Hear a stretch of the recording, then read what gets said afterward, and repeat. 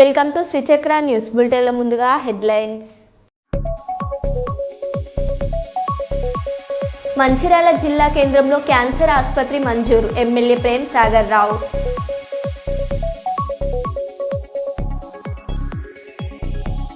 స్నేహితుడి వివాహ వేడుకల్లో గుండెపోటుతో యువకుడు మృతి.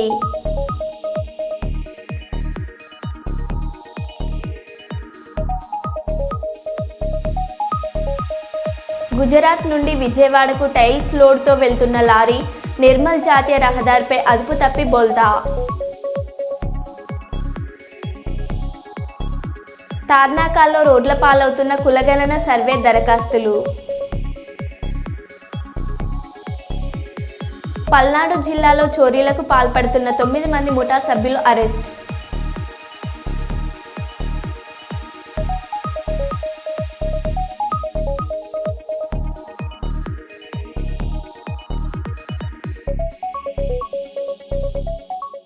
ఇక వివరాల్లోకి వెళ్తే, కర్నూలు నగరంలోని బంగారుపేటలో బజాజ్ షోరూంలో ఉద్యోగులు 2,36,00,000 స్వాహా చేశారు.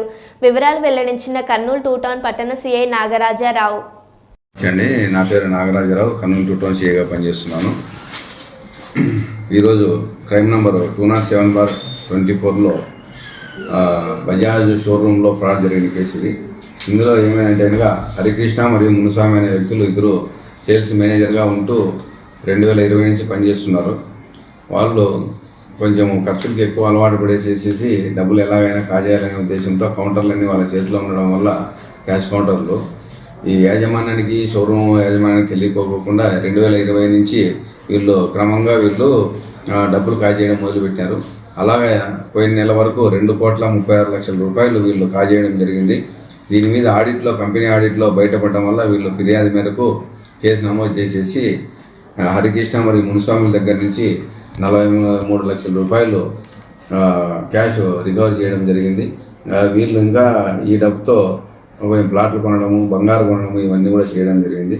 అవన్నీ కూడా మేము కేసులో మెన్షన్ చేయడం జరిగింది. వీరిని ఈరోజు అరెస్ట్ చేసేసి చట్టం ముందు నిలబెట్టడం జరిగింది. రైతులు అధిక లాభాలను ఇచ్చే ఆయిల్ ఫామ్ సాగుపై మొగ్గు చూపాలని జిల్లా కలెక్టర్ జి రాజకుమారి పేర్కొన్నారు. శుక్రవారం రుద్రవరం మండలం పెద్ద కంబులూరు గ్రామంలో ఆయిల్ ఫామ్ సాగుపై నిర్వహించిన అవగాహన సదస్సులో కలెక్టర్ ముఖ్య అతిథిగా పాల్గొన్నారు. ఈ సందర్భంగా జిల్లా కలెక్టర్ జి రాజకుమారి మాట్లాడుతూ, రైతులు సాంప్రదాయ పంటలకు ప్రత్యామ్నాయంగా అధిక లాభాలనిచ్చే ఆయిల్ ఫామ్ సాగుపై మొగ్గు చూపి మంచి దిగుబడులు సాధించాలన్నారు. ప్రభుత్వం కూడా ఆయిల్ ఫామ్ సాగును ప్రోత్సహిస్తూ పెద్ద ఎత్తున రాయితీలు ఇస్తోందన్నారు. జిల్లాలో 6 లక్షల ఎకరాల భూములలో రైతులు సాగు చేసుకుంటున్నారని, ఇందులో దాదాపు 5 లక్షల ఎకరాల వివిధ సాగునీటి ప్రాజెక్టులు, కాల్వల కింద సాగునీరు అందుతుందన్నారు. ఉద్యాన పంటల కింద దాదాపు 1,00,000 ఎకరాల్లో సాగవుతున్నాయన్నారు. ఇందులో 400 హెక్టార్లలో ఆయిల్ ఫామ్ సాగవుతుందని, జిల్లాలో ఇంకా ఉద్యాన పంటలు సాగు చేసుకునే అవకాశం ఉందని, రైతులకు లాభదాయకంగా ఆయిల్ ఫామ్ సాగు పంటల వైపు రైతులు ముందుకు రావాలన్నారు. అక్కడ కాకుండా ఎన్ఆర్ఈజిఎస్లో కూడా మనం పండ్ల తోటలు హార్టికల్చర్ మనం ప్రమోట్ చేస్తాం. ఎన్ఆర్ఈజిఎస్లో కూడా మనకు ఆయిల్ ఫామ్ ఉంది. 3 years మెయింటెనెన్స్ ఇస్తాం. ఇప్పటికే 5 మండలాల వాళ్ళు ముందుకు వచ్చారు. నంద్యాల్, ప్యాపిలి, కొత్తపల్లి, బండి ఆత్మకూరు, మిట్టూరు. అక్కడ ఎన్ఆర్ఈజిఎస్లో మనం టేకప్ చేస్తున్నాం. ఇటు హార్టికల్చర్ నుంచన్నా మీరు సద్వినియోగపరచుకోవచ్చు, ఎన్ఆర్ఈజిఎస్ ద్వారా అన్నా మీరు మనం చూద్దాము. నెక్స్ట్ ఇయర్ ఈ సంవత్సరం 400 హెక్టేర్స్కి వెళ్ళాము కదా. నెక్స్ట్ ఇయర్ ఇది మినిమం టెంపరేచర్ నుంచి మ్యాక్సిమం 44 degrees టెంపరేచర్ వరకు కూడా పెరుగుతుంది. మన ఏరియాలో ఎండలు బాగా ఎక్కువ. ఇప్పుడు చూస్తే ఉదయం 6 గంటలకే ఎండ వచ్చేస్తుంది. సో అంత హై టెంపరేచర్ని కూడా తట్టుకునేది ఆయిల్ పామ్ కాబట్టి వాటరింగ్ అన్నది బాగా చేయగలగాలి. వాటరింగ్ ఎంత పర్ఫెక్ట్గా మనం రైతు చేయగలిగితే ఈల్డ్ కూడా అంత వస్తుంది. ఆ విషయంలో మాత్రం బాగా కేర్ తీసుకోవాలి. మిగతా పంటలు కూడా అగ్రికల్చర్ కానీ హార్టికల్చర్ మిగతా పంటలు ఇప్పుడు మీకన్నా ముందు ఒకటి చూశాను. ఒక 5 ఎకరాల్లో ఒక అతను గులాబీ కల్టివేషన్ చాలా చక్కగా చేశారు. ఆయన మార్కెటింగ్ కూడా చాలా బాగుందమ్మా అని చెప్తూ ఉన్నారు. కొత్త వెరైటీస్ ఏం వస్తే అది ఇంట్రడ్యూస్ చేస్తే బాగుంటుంది. రైతులకు కూడా చాలా సంతోషం. నాకు మన జిల్లాలో చూస్తే ఇది చాలా మంచి జిల్లాలో దగ్గర మనకి 9,30,000 హెక్టార్ల భూమి ఉంది. అందులో 300 లక్షల హెక్టర్స్ ఫారెస్ట్ కింద వెళ్ళిపోయింది.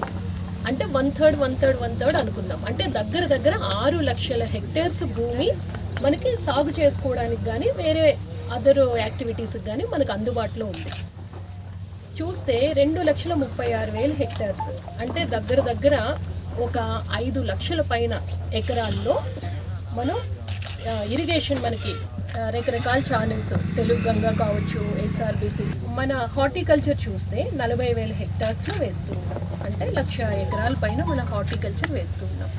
కానీ జిల్లాలో ఇంకా హార్టికల్చర్కి చాలా ఎక్కువ పొటెన్షియల్ ఉంది. రైతుకి లాభదాయకంగా ఉండాలి. రైతుకి ఎలా ఉంటుంది అంటే నేను పెట్టిన పెట్టుబడి నాకు వెనక్కి వస్తే చాలు అన్న ఆలోచనతో ఉంటాం. ఎందుకంటే కష్టమైన పని తగ్గకూడదు. పెట్టుబడికి ఏమాత్రం కొంచెం వచ్చినా కూడా సంతోషపడిపోతాం. కానీ అలా కాదు, మరింత మెరుగ్గా మార్కెటింగ్ సదుపాయం కల్పించాలి.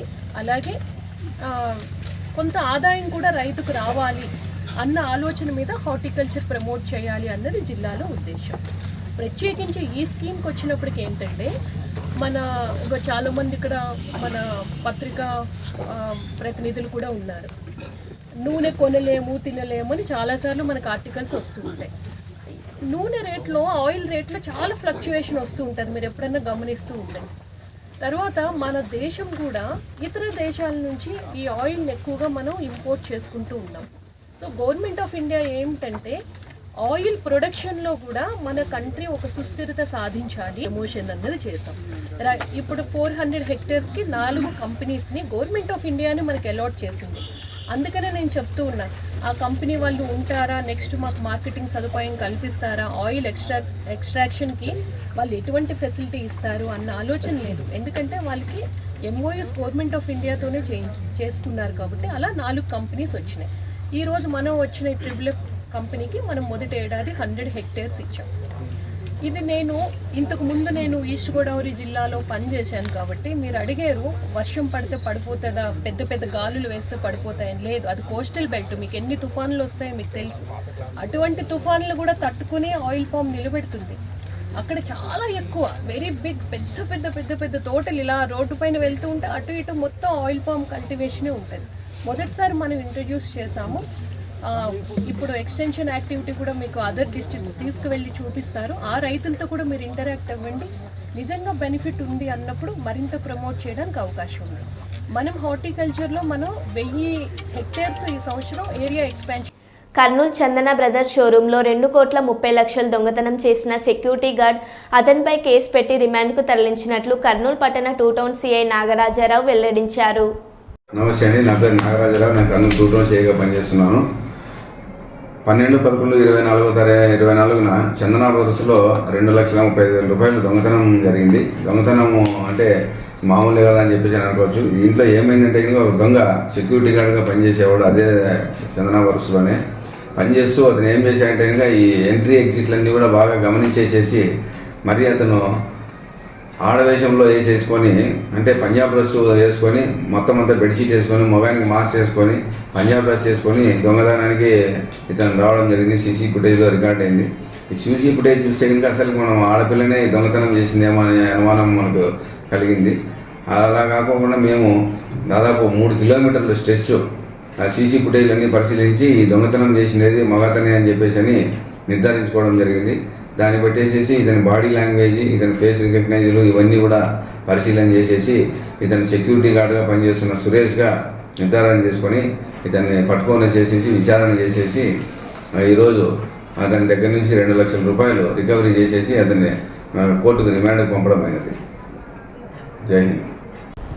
నిమిషాంబిక అన్నప్రసాద భవన ప్రారంభోత్సవ ఆహ్వానం భక్తుల బంధుమిత్రుల మరియు శ్రేయోభిలాషుల సహాయ సహకారాలతో ఆలయానికి ఆనుకొని ఉన్న 167 గజాలలో ఉన్న ఇంటిని మరియు 167 గజాల ఖాళీ మొత్తం 334 గజాలు శ్రీ నిమిషాంబిక అన్నప్రసాద భవనం నిమిత్తం కొనుగోలు ప్రక్రియ విజయవంతమైనది.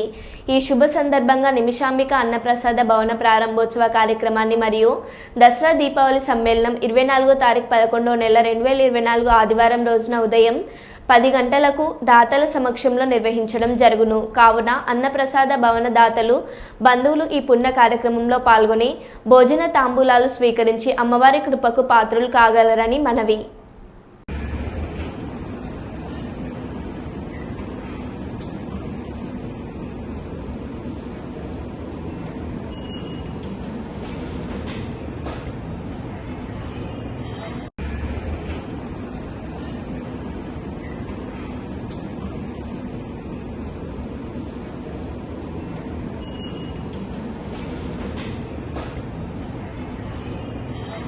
రేవంత్ రెడ్డి నియంతలా పాలిస్తే నడవదు. రేవంత్ రెడ్డి సోదరుల వేధింపులు తట్టుకోలేక ఆయన సొంత ఊరిలో మాజీ సర్పంచ్ సాయిరెడ్డి ఆత్మహత్య చేసుకున్నాడు.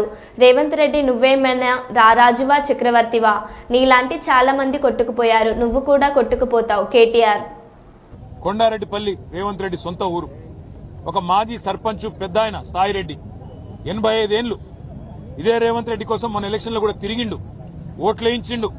అట్లాంటి పెద్ద ఆయన మీద కూడా ఇవాళ పగబట్టి ఆయన ఇంటికి అడ్డంగా గోడగట్టి తవ్వ లేకుండా చేస్తే ఆ క్షోభ, ఆ అవమానం సొంత ఊరిలో సర్పంచ్ గా పనిచేసిన ఊరిలో ఇంతటి అవమానం అని చెప్పి ఆ క్షోభతో నిన్న ఆత్మహత్య చేసుకున్న పరిస్థితి ఇవాళకి కూడా కల్వకుర్తిలో ఆయన భౌతిక కాయం ఇంకా అట్లే ఉంది. నియంతల పాలనలో, దుర్మార్గుల పాలనలోనే ఇట్లాంటి ఆంక్షలు చూస్తాం.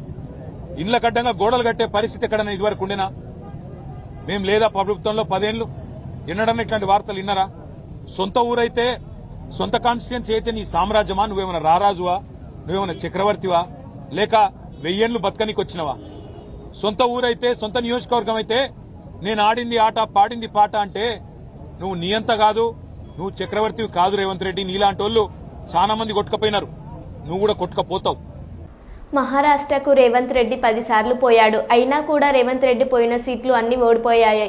మహారాష్ట్రలో కాంగ్రెస్ కూటమి ఖర్చు పెట్టిన డబ్బు అంతా తెలంగాణ, కర్ణాటక నుండే పోయాయి. అయినా వాళ్ళు అక్కడ గెలవలేదు. మహారాష్ట్రలో కాంగ్రెస్ కూటమి ఓటమికి కారణం కాంగ్రెస్, తెలంగాణ, కర్ణాటక ప్రభుత్వాల యొక్క వైఫల్యం. బండి సంజయ్. కాంగ్రెస్ పార్టీ విపరీతంగా తెలంగాణ నుంచి డబ్బులు మొత్తం కాంగ్రెస్ పార్టీకి పోయినాయి. మహారాష్ట్రలో ఖర్చు పెట్టిన డబ్బంతా ఇటు తెలంగాణ నుంచి, అటు కర్ణాటక నుంచి సంచులకు సంచులు పోయినాయి. 1000 కోట్ల రూపాయలు పోయినాయి. అలా డబ్బులు విపరీతం ఖర్చు పెట్టారు. డబ్బుల ద్వారా, అబద్దాల ద్వారా గెలిచాం ప్రయత్నం చేశారు, అవి పనిచేయలే. మహారాష్ట్రలో కాంగ్రెస్ కూటమికి ఓటమికి కారణం కాంగ్రెస్, తెలంగాణ, కర్ణాటక రాష్ట్రాల ప్రభుత్వాల యొక్క వైఫల్యాలే. అట ఆ కూటమికి వైఫల్యానికి ఓడిపోవడానికి కారణం. ఎందుకంటే హిమాచల్ ఎన్నికల పేరు చెప్పి కర్ణాటకలో గెలిచారు, కర్ణాటక ఎన్నికల ఫలితాలు చూపెట్టి తెలంగాణలో గెలిచారు. ఈ 3 రాష్ట్రాల ఫలితాలను పెట్టించి 3 ముఖ్యమంత్రులు తీసుకుపోయారు. చూడు, నన్ను చూడు, అందరూ చూడు, మొత్తం మహారాష్ట్ర మొత్తం తెలంగాణ రాష్ట్ర ముఖ్యమంత్రి రేవంత్ రెడ్డి గారు అయితే ఒక 10 సార్లు పోయిన కావచ్చు. ఆయన పోయిన సీట్లు మొత్తం ఓడిపోయినాయి. తెలుగుదేశం పార్టీ జాతీయ అధ్యక్షులు గౌరవనీయులు శ్రీ నారా చంద్రబాబు నాయుడు గారి ఆశీస్సులతో కూడా చైర్మన్గా 25వ తారీఖు 11వ నెల 2024 ఉదయం 10:30 కర్నూలు నగరం సరిహద్దులోని ఎంఆర్సీ కన్వెన్షన్ హాల్ నందు పదవి బాధ్యతలు చేపట్టనున్నారు. ఈ కార్యక్రమానికి కర్నూలు జిల్లా ఇన్ఛార్జి మంత్రివర్యులు గౌరవనీయులు శ్రీ నిమ్మల రామానాయుడు గారు, రాష్ట్ర మంత్రివర్యులు గౌరవనీయులు శ్రీ టీజీ భరత్ గారు, గౌరవనీయులు శ్రీ బీసీ జనార్దన్ రెడ్డి గారు, గౌరవనీయులు శ్రీ ఎన్ఎండి ఫరక్ గారు మరియు పార్లమెంట్ సభ్యులు, శాసనమండలి సభ్యులు, శాసనసభ్యులు హాజరు కానున్నారు. అదేవిధంగా పవన్ కళ్యాణ్ కూటమి తరఫున నాకు ఈ పదవి ఇవ్వడం జరిగింది. ఖచ్చితంగా ఈసారి వాళ్ళు నమ్మకంతో రెండోసారి ఈ పదవి నాకు ఇచ్చినందుకు కూడా, చైర్మన్గా ఇచ్చినందుకు వారి హృదయపూర్వక నేను కృతజ్ఞత తెలియజేస్తున్నాను. ఎట్టిమని పరిస్థితి నా మీద నమ్మకం పెట్టి ఖచ్చితంగా న్యాయం చేస్తున్న ఉద్దేశం నాకు ఇచ్చినందుకు తప్పక న్యాయం చేస్తాను. ఎక్కడ అక్రమ లేవుడు చేయకుండా సరైన పద్ధతితో కుడాకు ఏ విధంగా ఆర్థికంగా డబ్బులు వసూలు చేయాలో ఖచ్చితంగా 100% చేసి కుడాకు పూర్తి బాధ్యత తీసుకొని న్యాయం చేస్తానని కూడా నేను తెలియజేస్తున్నాను. అందుకనే ప్రతి ఒక్క తెలుగుదేశం పార్టీ సోదరులందరూ కూడా, మంత్రులు మొదలుకొని, ఎమ్మెల్యేలు మొదలుకొని, పార్లమెంటు మొదలుకొని, అదేవిధంగా ఎమ్మెల్సీలు మొదలుకొని, తెలుగుదేశం పార్టీ ముఖ్య నాయకులు, పెద్దలు అందరూ కూడా, మహిళలు అందరూ కూడా పెద్ద ఎత్తున 25వ తారీఖు ఉదయం 10 గంటలకు ఎంఆర్సీ కళ్యాణ మండపంకి వచ్చి నేను ప్రమాణ స్వీకారం ప్రతి ఒక్కరు రావాలని, ప్రతి ఒక్కరు పేరున ఇదే ఆహ్వానంగా మన్నించి ప్రతి ఒక్క రాజునై మీ అందరు ఆశిస్తూ నాకు కావాలి. ఇది 100% నేను పెద్ద ఎత్తున హాజరవుతానని నేను కోరుతున్నాను. తార్నాకాలో రోడ్ల పాలవుతున్న కులగణన సర్వే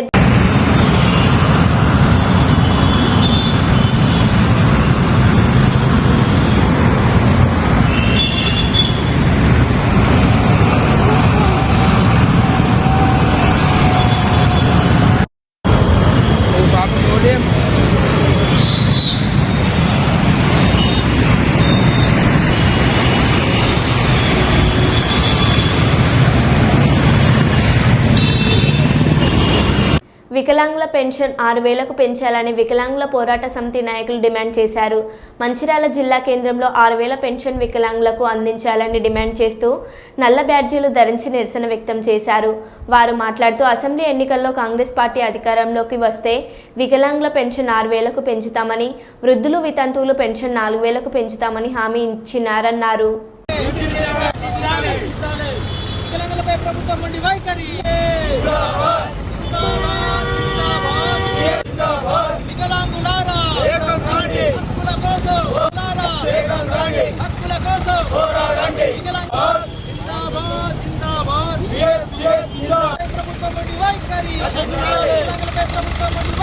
వెంటనే వికలాంగుల శాఖను వెంటనే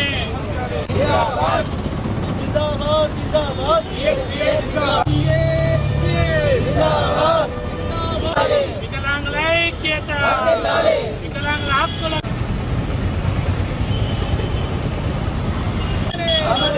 వికలాంగులకు ఇచ్చిన వాగ్దానం ప్రకారం 6,000 పెన్షన్ వెంటనే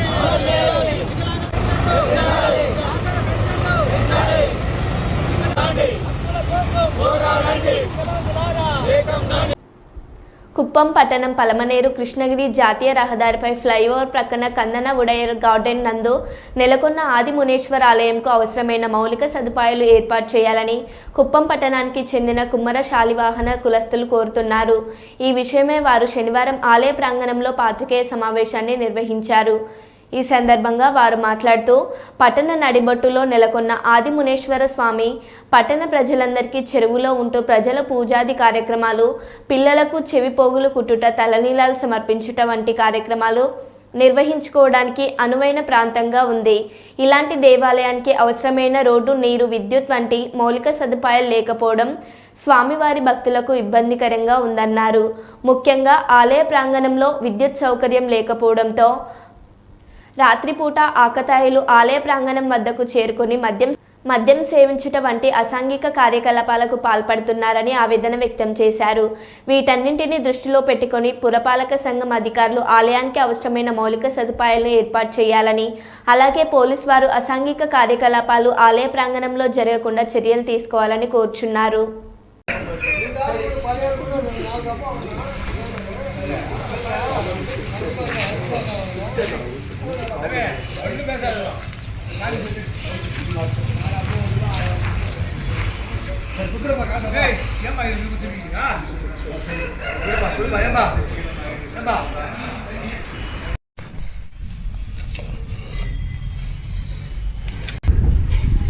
పిల్లలకు చెవి పోగులు కుట్టుట,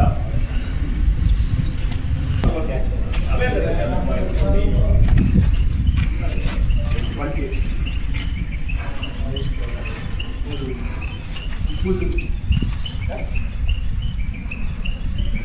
పూజలు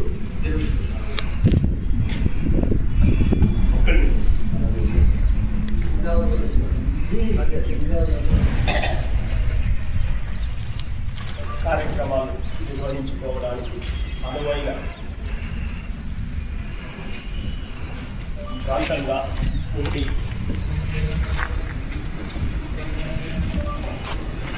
ఇలాంటి దేవాలయాలు అవసరమైన రోడ్డు, నీరు,